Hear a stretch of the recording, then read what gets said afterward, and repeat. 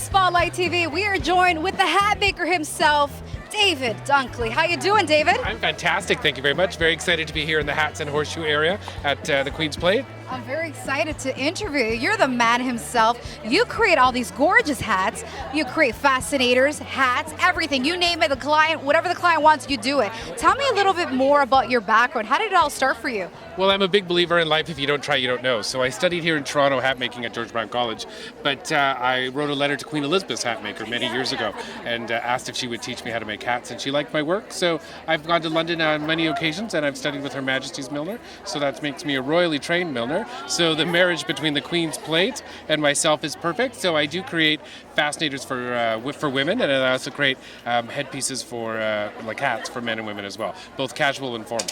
Beautiful. Now, you actually went to George Brown here in Toronto, Canada. Tell me a little bit more about who you met, who your mentors were growing up and getting yourself dived into this career.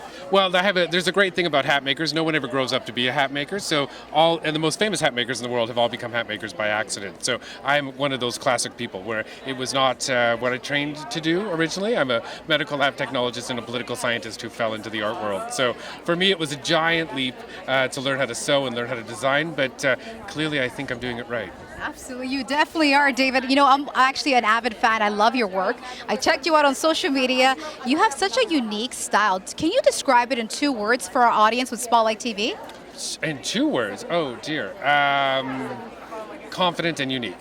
How's that? I believe if I'm going to make hats in the year 2015, for the type of client I service, it is a woman or a man who likes unique millinery that doesn't want to be found anywhere else. So whatever I create, when I'm starting it, I think if you can find it somewhere else, I'm not going to make it. So I try to create things and bring it to market that people just can't find anywhere else. Fabulous, fabulous. Now with Spotlight TV, we pretty much cover everything entertainment news and put the spotlight on Hollywood North. Tell us about the cool celebrities that you've styled.